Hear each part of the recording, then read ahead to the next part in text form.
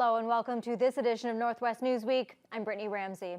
The latest surge in COVID-19 cases in the Greenstone area has led to another high case count in the region. 21 new cases were announced Friday by the Thunder Bay District Health Unit. 1 is in the Thunder Bay area, 13 are in First Nations, and 7 are from elsewhere in the district. Officials with the Geraldton District Hospital confirmed that 19 of those 20 total cases outside Thunder Bay are all in the Greenstone area. 16 are due to close contact and 5 have unknown exposures. 16 new variant cases have also been identified, bringing the total number of VOCs to 139. The number of active cases jumped to 75 on Friday. That's the highest total in over a month. Meanwhile, it's a much different story for the Northwestern Health Unit. After several days of no new COVID-19 cases, that part of the region had just 3 active on Friday, 1 in the Kenora area and 2 in Sioux Lookout. The Ford government's decision to keep Ontario's schools closed was a disappointing one for Thunder Bay's medical officer. Dr. Janet DeMille says she's worried about how this much time away from the classroom will impact students' mental health. Avery McCrae has more. Certainly disappointed about it. For weeks, Thunder Bay's medical officer of health, Dr. Janet DeMille, had been advocating for a regional approach when it came to reopening schools. Local classrooms have been closed since the beginning of March, having a tremendous impact on students, staff, and parents alike. Even with it already being June and only a few weeks left on the academic calendar, DeMille says even 2 to 3 weeks would have been better than none to provide students with a bit of normalcy. These years are the foundation of people's lives, and it's important that that it's done properly and not disrupted. And so I think the impact, though, of this last year and a half, really, of the pandemic could be quite significant. The Thunder Bay District has seen an uptick in cases in recent days, now sitting at 61 active cases as of Thursday. The majority of those came from a sudden outbreak at the Long Lake 58 First Nation in the Greenstone area, and many of those 40-plus cases are connected with the UK variant. The variants of concern generally spread more easily than others variants, and so certainly watching that as well and trying to bring the resources to bear to bring this to an end. As far as the district's vaccination efforts, over 105,000 doses have been administered, including over 90,000 first doses. That number is set to rise in June with the introduction of pop-up neighborhood clinics, beginning in the city with the first on June 14th in the Windsor-Picton area. Just give people an additional opportunity to get vaccinated and get their first dose, and just wanting to increase access and convenience for people getting the vaccine. Anyone aged 12 and older can register for the neighborhood clinics. Appointments can be booked online on the health unit's website by calling the call center, as well as limited walk-in spots. Really is supply dependent. So if you want to guarantee that you'll get the vaccine on that day, sign up, and if you're able to sign up, but at the same time, we're not going to be discouraging walk-ins and try to accommodate them as much as possible. Avery McCrae, TBT News. Meanwhile, the Thunder Bay area's 2 opposition MPPs are also disappointed with the school decision. Both say the premier and his government has ignored the advice of its own medical experts at the expense of children's mental health. Students, parents, and caregivers are extremely frustrated by the fact that schools have been closed for so long. In Thunder Bay now it's been since March, and I do think it's safe to reopen schools, and certainly I support the advice of our medical officer of health. In fact, I think it should be the medical officers of health regionally that make these decisions rather than coming from on high. I think the education announcement has an impact on the larger society. There's many parents that are also struggling to try to juggle all those things. I think it's a really missed opportunity. And I think it's a very big missed opportunity here in Northern Ontario, where we have had, fairly low case numbers, and we've had the ability to be open for quite some time. Memorials are taking place across Canada to honor the lives of the 215 children found in a mass grave at a former residential school in Kamloops, BC. The largest local event was held Monday at the site of the former St. Joseph Indian Residential School at the corner of Arthur and Franklin Streets in Thunder Bay. Catalina Gillies reports. I'm a student, a residential school survivor. I was here in 1969, 70. I was here. Emotions ran high today as dozens gathered to pay their respects to the 215 victims found in BC. Here on the site of the former St. Joseph Indian Residential School, a sacred fire was lit, speeches were delivered, and a ceremonial song was sung as attendees wore orange shirts to honor the lives lost. 215 pairs of shoes were hung to symbolize the number of children discovered in the tragedy. Attendees were also encouraged to say a prayer and make an offering to the sacred fire. You know, our lives matter too. Ground lives matter too. Fort William Chief Peter Collins says the discovery of the children is a stark reminder of what the Indigenous community has been through and that accountability needs to be taken. Last week when they found these bodies in Kamloops, and you know, that's another black eye to Canada. You know, when people in this country continue to say, why is it that you're harping on the residential school yet today? Well, this is why, because we still haven't found all the young people that went into those facilities. NAN Grand Chief Alvin Fiddler says he believes Canada is moving the opposite way from reconciliation. He believes more work needs to be done, but was pleased by the support and turnout at the event. I think this speaks to how many people have been impacted by this, not just Indigenous people, not just survivors of Indian residential schools or the families, but it's everyone. You know, it is such a profound, I think all of us just have a profound sense of loss. The sacred fire will be lit until June 3rd at 6 p.m., and anyone is welcome to come make an offering. Catalina Gillies, TBT News. Meanwhile, the tragic discovery was also recognized at Queen's Park in Toronto Monday. Member for Kiewit-Nong seeking the unanimous consent of the House for a moment's silence to remember the 215 children who did not return home from the Kamloops Residential School. Agreed? Agreed. Members will please rise. MPPs held a moment of silence for a full 2 minutes before question period began. Kiewit-Nong MPP Saul Mamakwa was given the chance to fully address the issue in the House. His 10-minute speech focused on the need to investigate the sites of all Indian residential schools to find out if more mass graves have been left unmarked and forgotten. Every school site must be searched for the graves of our ancestors. Canada must also demand apologies from those who helped commit these heinous crimes. Pope Francis, the Catholic Church, and all other churches involved must own up to their part of this genocide. June 22nd is a potential reopening date for the Canada-U.S. border. Now, with that date looming, mayors from 5 border towns and cities, including Fort Francis's June Call, met with Public Safety Minister Bill Blair to gain insight and give input on the matter. The international land border has been closed to non-essential travel since March 2020, and now the Canadian government has set some thresholds to be met before reopening. The decision will hinge upon 75% of Canadians having received their first dose of the COVID vaccine, with 20% being fully vaccinated. There are no such known targets for Americans. Call says under the potential scenarios laid out, the first stage of opening would only be eligible for those who are fully vaccinated. We've got to try letting people start going across to see how it's going to play out. But it's very important to me that there is something in place with border services that people do not get to go across unless they have the 2 shots and they have proof of that. Guaranteed proof too, to make sure it comes from the government where you've got a card like your license or something. Minister Blair plans to hold a similar meeting with the border mayors in 2 weeks to see if opening the border on June 22nd is still a possibility.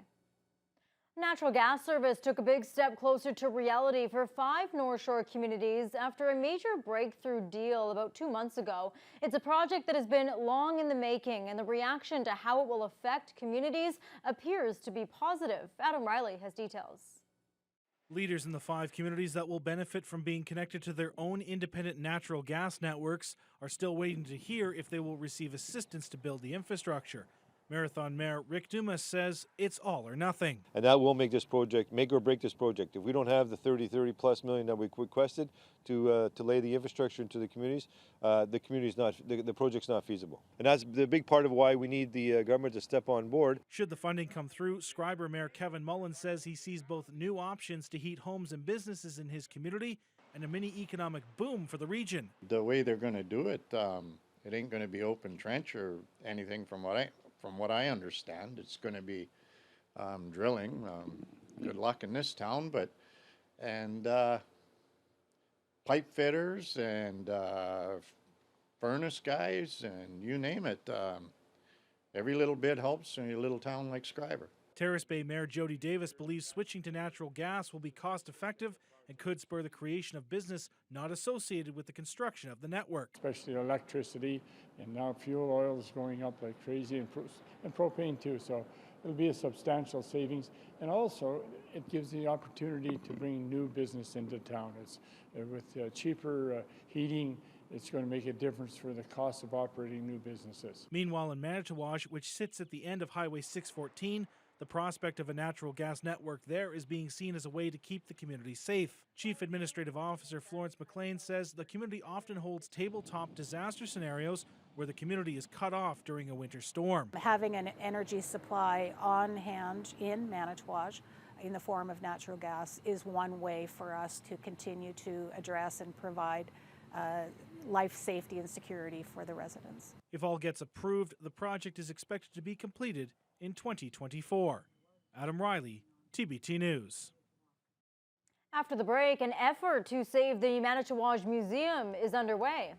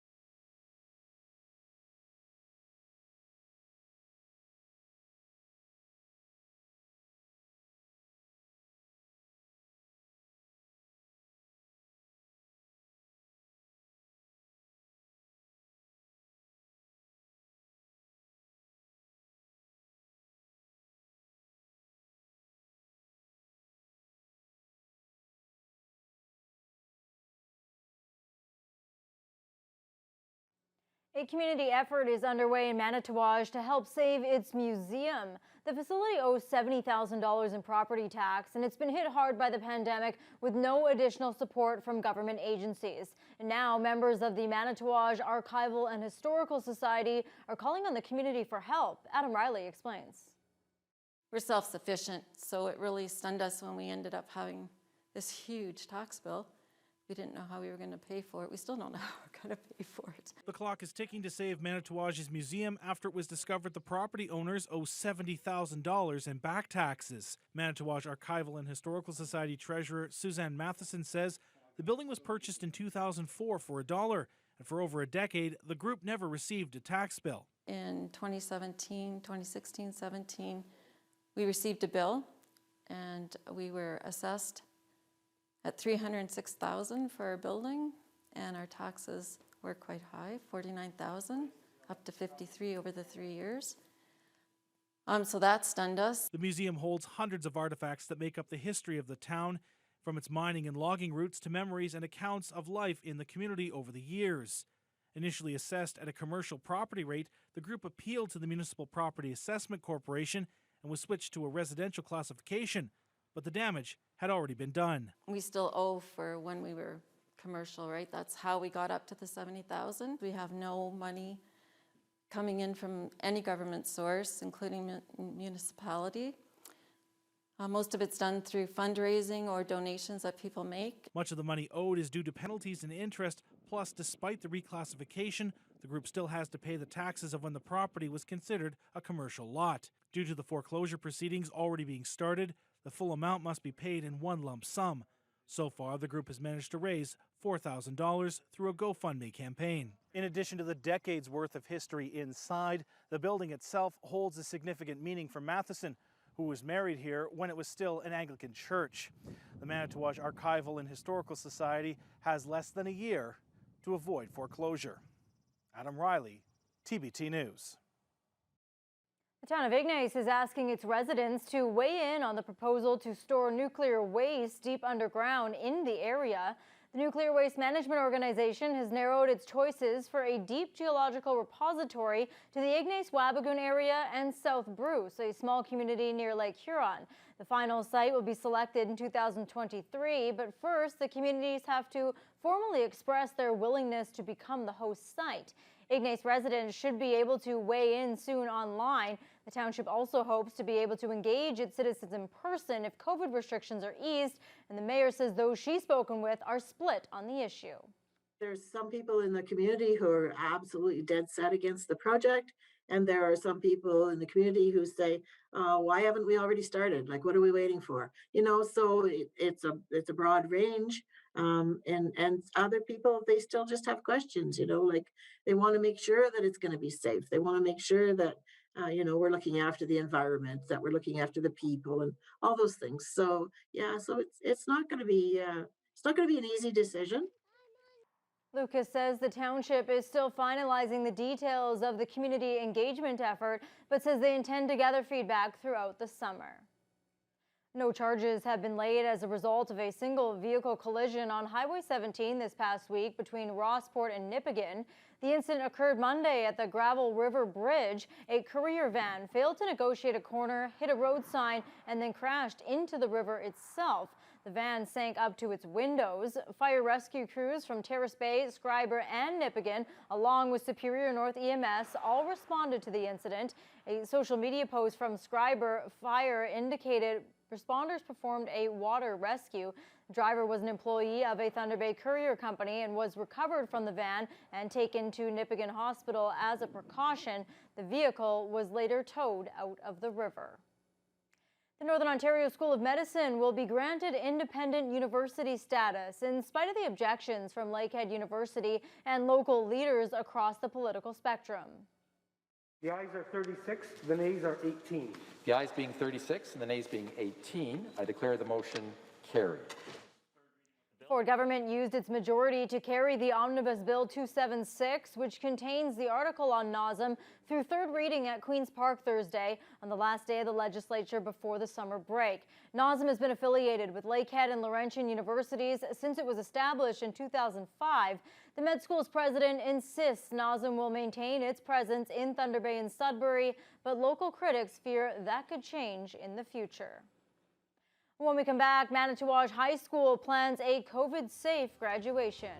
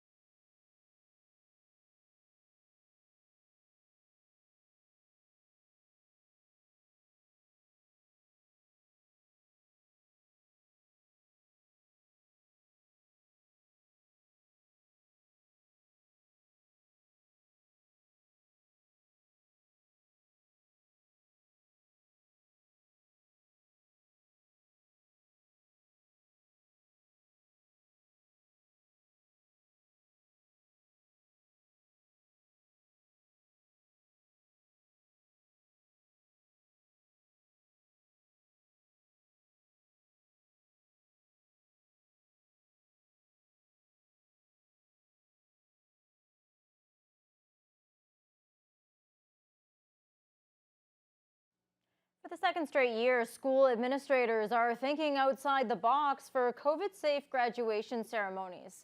Almost 25 students are in the graduating class of 2021 at Manitowoc High School. It's the largest number Principal Jody Kaczynski has seen in her 4 years at the school. Last year, the graduating class size was much smaller, and they were able to use the school's parking lot for the ceremony. This year, they found a solution to accommodate the bigger class size and more attendees. We reached out to the township, and they were able and willing to let us use the airport parking lot. This year we have purchased an FM transmitter system so that we can pipe right into the car radios. So we've checked with the town for frequency and all of those sorts of things. And so we'll pipe our presentations into the spectators' cars. The ceremony is set for June 25th. Rain or shine, students will be called up one at a time to receive their diplomas and take a photo. Several drug trafficking charges have been laid upon a Fort Frances resident following the execution of a search warrant. OPP and Treaty 3 police officers located and seized quantities of several drugs, including cocaine, methamphetamine, fentanyl, and hydromorphone, along with an undisclosed amount of Canadian currency. The 32-year-old was released following a bail hearing and will appear in court on June the 8th. Thunder Bay Atikokan MPP Judith Monteith-Farrell will officially be her party's candidate in the next provincial election following a virtual nomination meeting Wednesday night. Monteith-Farrell ousted longtime Liberal incumbent Bill Morrow in the 2018 election, winning by 81 votes. She's very energized and excited to seek another term at Queen's Park and believes there's still a lot of work to be done. Two of her main focal points include education and healthcare. What I'm really keen to do is to improve universal access to healthcare in Northern Ontario. I think that we have the right under the Canada Health Act to have the same access as Southern Ontario, and I know that's not true. I also would like to see improvements education system to those who are being left behind. The next provincial election is set to take place on or before June 2nd, 2022. The Anishinaabe Police Service are searching for a man charged in a sexual assault dating back to 2019 on the Fort William First Nation. Dean Foss, also known as Dean McConnell, is described as a 5'10", 170-pound white male. Foss was charged in June 2019 for sexual assault in the First Nation community. He was released on conditions in November 2019 and has not attended any of his court dates since then. While his current address is unknown, the APS believes Foss could be in the Thunder Bay or Sault Ste. Marie areas. If seen, the public is advised not to approach Foss, but to contact police. The Thunder Bay Airport had its first arrival of Flair Airlines touchdown this week for its inaugural landing. The passengers and crew members were surprised with a warm welcome into the city. The flight was met with a water cannon salute on Tuesday. Flair Airlines hopes to become Thunder Bay's low-fare alternative. The growing company is now providing passenger service twice a week between Toronto's Pearson Airport and Thunder Bay. Fares can be as low as $50, and the number of flights could potentially expand in the future. Airport CEO Ed Schmidtke spoke about how this new addition will affect the Thunder Bay market. The point is that when you feel comfortable, there's going to be great choices. Yeah, and that's the soft sell right now. Well, we appreciate that not everybody is comfortable with the idea of flying, but there is an airline investing in our market, and that's great news and bodes well for the future. Flair Airlines is available for local booking through March 26, 2022 on their website. That's all for this edition of Northwest Newsweek. Thanks for watching. We'll see you next time.